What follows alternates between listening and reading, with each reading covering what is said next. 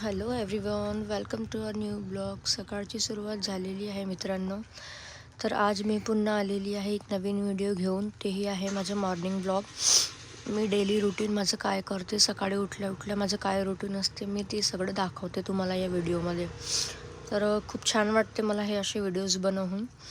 सर्वांना मी माझं daily routine दाखवते. सकाळी उठल्या उठल्या तेच माझं काम असते. सर्वात आधी तर मी गेली खाली थोडं मॉर्निंग वॉक करायला. विचार केलं थोडं फिरून येते.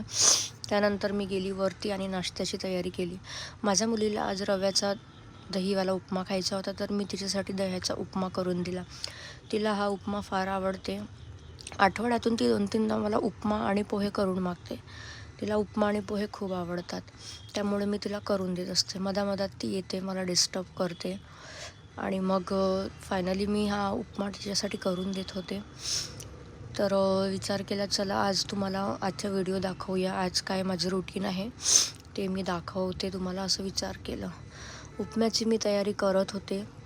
सगळे व्हेजिटेबल्स मी कापून घेतले होते. एकाकडे मी रवा भाजायला ठेवला होता आणि एकाकडे मी रवा तयार करत होते. तर मी सुरुवात केलेला आहे रवा करायसाठी. दह्याचा उपमा तिला फार आवडतो. आणि नंतर जे माझे काही कामं असतात ते पण मी तुम्हाला व्हिडिओमध्ये दाखवते. त्यानंतर मग मी जाते माझ्या शॉपमध्ये. माझी साड्यांची शॉप आहे. फारसं मला काही वेळ नाही मिळत शॉपमुळे, पण मला जे मिळते ते मला सकाळच्या वेळेवरच मिळते, म्हणून मी सकाळचा ब्लॉग तुम्हाला दाखवतो. मॉर्निंग ब्लॉग मी दाखवतो. आणि अदरवाईज जर मला वेळ मिळाला तर मी काही काही वेगवेगळ्या प्रकारचे ब्लॉग्स पण टाकते. हा माझा चॅनल आहे, याच्यावर तुम्ही बघू शकता. मी वेगवेगळ्या प्रकारचे पण व्हिडिओज तुम्हाला दाखवलेले आहेत. तर इकडे माझा उपमा बनून तयार होत आहे. हे बघू शकता तुम्ही. सगळे व्हेजिटेबल्स मी यामध्ये ॲड केलं आहे. त्यामध्ये मी थोडं दही पण ॲड करून घेते, कारण दह्याचा उपमा मुलीला फार आवडतो.